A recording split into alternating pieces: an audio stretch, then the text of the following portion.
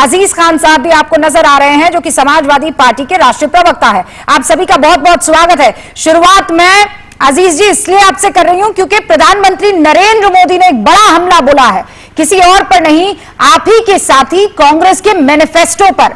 कहा है कि ये मुसलमानों को अलग से रिजर्वेशन कर्नाटक में देखा, आप मैनिफेस्टो में भी। देखिए रूबिका जी, भाई इको ठीक कर दीजिए प्लीज। एको ठीक कीजिए प्लीज। हाँ देखिए रूबिका जी, बहुत इंपॉर्टेंट डिस्कशन आज हो रहा है और माननीय मोदी जी का इंटरव्यू में देख रहा था। यकीनन मुझे तकलीफ है कि माननीय मोदी जी 10 साल के काम को गिनाने के बजाय, एक बड़ा मौका था, इंटरव्यू में भी बात रखते कि मैंने 10 साल में फला फला काम किया।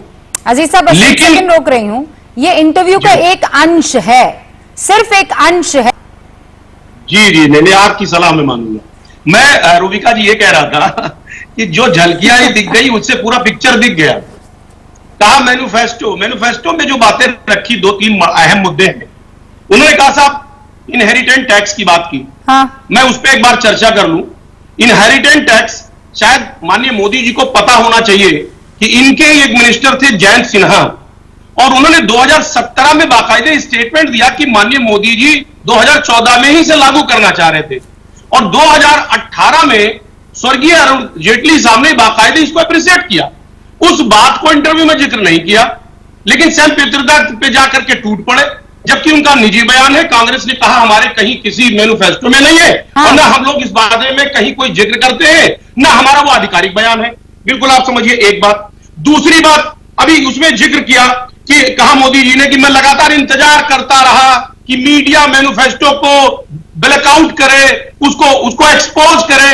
क्या है एक्सपोज करने के लिए कांग्रेस के मैनिफेस्टो में? उसमें तरक्की की बात है, न्याय की बात है, गारंटी की बात है।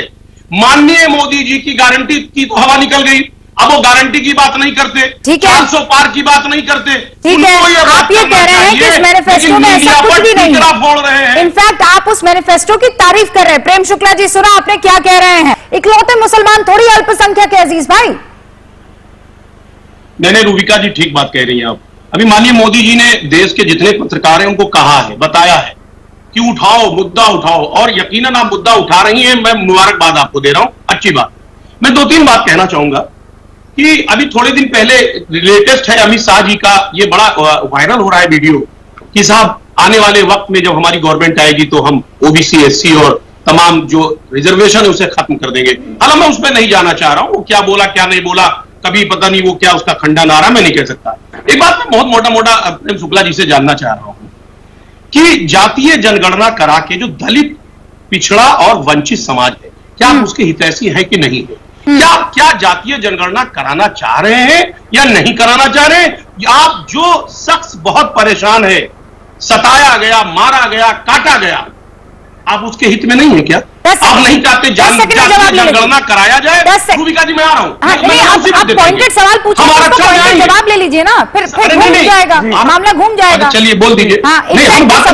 इनकम्प्लीट रह गई थी। अब मुझे जनगणना कराने के आप हक में हैं कि नहीं है? दूध का दूध, पानी का पानी हो जाएगा ना अजीज भाई। निश्चित हमारे, देखिए जनगणना जो है तो हम जाति जनगणना के पक्ष में है, लेकिन आप कृपया करके बताइए कि आप ओबीसी का जो हक है वो मुसलमान को दिए जाने के पक्ष में है कि नहीं है? ओके 10 सेकंड 10 सेकंड में बात कंप्लीट नहीं हुई प्लीज। मैं जानना चाह रहा हूं कि 14 से लेकर 24 तक आप रहे, क्या आपके पास आपको सोचने का मौका नहीं मिला कि पहले गलत हुआ था, अब मैं सही कर दूं? आपने क्यों नहीं किया? 10 साल में आपने जातीय जनगणना क्यों नहीं कराया? और जातीय जनगणना कराकर जो दबा कुचला समाज है, वंचित समाज है, उसका हक देने की बात क्यों नहीं की आपने? आपने उसके हक देने के लिए आप मेरे प्रश्न का उत्तर दिया, आप मेरे प्रश्न का उत्तर दें। अजीत भाई भागिए, मैंने आपके प्रश्न का उत्तर दिया। रूबिका जी मेरे प्रश्न का उत्तर दें। मैंने इनके प्रश्न का उत्तर दिया, मेरे प्रश्न का उत्तर दें। मैंने आपको आपके प्रश्न का उत्तर दिया, मेरे प्रश्न का कृपा करके उत्तर दें। मैं आपसे आग्रह कर रहा हूं, विनम्र आग्रह कर रहा हूं अजीज भाई। जी। बहुत आप मेरे अजीज मित्र हैं, कृपा करके मेरे प्रश्न का उत्तर दें। जरूरत नहीं है। आप ओबीसी का जो हक है वो मुसलमान को दिए जाने के पक्ष में है या विरोध में है? दोनों से एक ही सवाल पूछो आप लोग। मैं कह रहा हूं ना रूबिका जी, इस मुल्क में संविधान है और संविधान ने जो हमें हक दिया है, चाहे वो हिंदू हो चाहे मुसलमान हो, उसको संवैधानिक दायरे में उसको उसका हक मिलना चाहिए। संवैधानिक दायरे में उसको हक मिलना चाहिए। हम संविधान के पक्ष में हैं। हम बाबा साहब भीमराव अम्बेडकर को मानते हैं। हम संविधान के सुनिए मेरी बात, मेरी कंप्लीट संविधान के हक में जब आप बोलने नहीं देंगे। मैं क्यों नहीं दूंगी अजीज भाई, अभी तक बीच में बोली क्या? आपने चूंकि संविधान का जिक्र किया है, संविधान में मुझे बताइए किस पन्ने में, किस लाइन में, किस पैरा में ये लिखा है कि धर्म के आधार पर आरक्षण मिलेगा? हमने आपको बताया धर्म के आधार पे आरक्षण नहीं हो सकता। एक बात सुनिए, नहीं, मुसलमान धर्म है कि जाति है? अच्छा, आपको ये नहीं पता धर्म है कि जात है? मुसलमान एक धर्म है। हाँ, धर्म है। मैं कह रहा हूं मुसलमान एक धर्म है। धर्म है तो क्या मुसलमानों को आरक्षण मिलना चाहिए?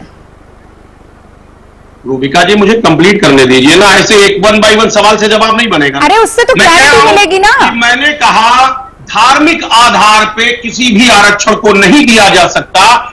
ईडब्ल्यूएस क्या है? ईडब्ल्यूएस क्या है? Economic weaker section. हाँ, तो ये कहां से 10% आ गया? ईडब्ल्यूएस कहां से आ गया? अरे ईडब्ल्यूएस कहां से आ गया? Economic weaker section is a different thing. आप दोनों को मिला क्यों रहे हैं? डिफरेंट क्यों है? नहीं, अजीज खान साहब, आपको आरक्षण मिलना चाहिए कि नहीं मिलना चाहिए? आपको आरक्षण मिलना चाहिए कि नहीं? जरूरतमंद लोग हैं, जरूरतमंद पिछड़े लोग हैं, उनको उनका हक मिलना चाहिए। तो जो अशराफ है उनको आरक्षण मिलना चाहिए। इकोनॉमिक वीकर सेक्शन बिल्कुल अलग चीज है, उसमें मत जाइएगा। नहीं, मैं अभी आप ओबीसी के आरक्षण में जो हिस्सा दे रहे हैं, जैसा कर्नाटक में हुआ है, वो सबको मिलना चाहिए, मतलब अशराफ को भी मिलना चाहिए। मैंने आपसे कहा, स्पष्ट कर रहा हूं फिर मैं कह रहा हूं जो दलित, शोषित, वंचित समाज वही ईडब्ल्यूएस है। वंचित समाज नहीं, अगर ये ऐसे साक्ष्य वही बात अभी प्रेम शुक्ला जी ने कही। आप अजीज भाई ऐसे मत कीजिए, जब आप हक की बात करते हैं, इतना बढ़िया से आप डिस्कशन करते हैं। ये देखिए रूबिका जी, ईमानदारी की बात मैं आपसे कर रहा हूं कि माननीय मोदी जी इतने बेहतरीन वक्ता हैं, मैं उनको फॉलो करता रहा, बहुत शानदार वक्ता। लेकिन मैं देख रहा हूं कि इधर पिछले 10-15 दिन में भाषा की जो मर्यादा है उसमें गिरावट आई, कहीं ना कहीं गिरावट आई है, और माननीय मोदी जी की लोकप्रियता में भी गिरावट आई है। ये मतलब कहीं ना कहीं एक चिंता का विषय है। मैं थोड़ी सी बात करना चाहूंगा। देश के सर्वोच्च नेता माननीय प्रधानमंत्री महोदय हमारे प्रधानमंत्री हैं। अब आज वो अगर हिंदू मुसलमान की बात करेंगे, हिंदू मुसलमान की बात नहीं कर रहे हैं। हिंदू भाइयों सुनिए, मैं मां से मुसलमान करती हूँ, आपको मां से मोदी याद आ जाता है, और फिर आप मां से म्यूट हो जाते हैं। अरे आप उस पूरे मां से मुद्दे पर हम आ रहे हैं ना। मैं कह रहा हूं, मुझे मौका दे भाई। 20 करोड़ मुसलमानों के नाम से हमारे 120 करोड़ हिंदू भाइयों को डराने की कोशिश, 120 करोड़ हिंदू भाइयों को डराने की कोशिश कि साहब आपकी प्रॉपर्टी को लेकर मुसलमानों में बांट दिया जाएगा। कितना दुखद है ये। इस पे चिंता करने की बात है कि माननीय प्रधानमंत्री महोदय देश को डराने की कोशिश कर रहे हैं। अफसोस की बात है, एक मिनट सुनिए प्लीज रूबिका जी। आज मंगलसूत्र बांट दिया जाएगा, प्रॉपर्टी को लेकर बांट दिया जाएगा। सब फिर मैनिफेस्टो में आ गया। कहां मैनिफेस्टो में? जरा दिखा दीजिए, चलाइए मैनिफेस्टो। मैं जानना चाह रहा हूं, चलाइए मैनिफेस्टो। कहां पे ऐसा लिखा हुआ है? कहीं नहीं लिखा हुआ है। झूठ बोलना नहीं चाहिए। झूठ बोलने जब झूठ बोलते हैं और देश के प्रधानमंत्री कृपया पृष्ठ क्रमांक 28 बनाए हुए हैं, देश के क्रमांक 28 देख रही है। प्रेम शुक्ला जी आपको पेज नंबर 28 बता रहे हैं डॉक्टर साहब, पेज नंबर 28।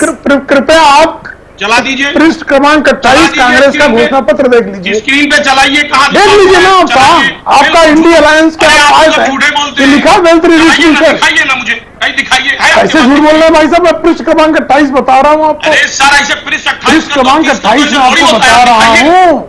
आप दिखाइए ना 28। अरे वेल्थ रिडिस्ट्रीब्यूशन कहाँ है भाई? क्या बात है। अब हम कांग्रेस का पहले आपके पास नहीं है। वरिष्ठ मैंने आपको कांग्रेस का घोषणा पत्र नहीं है।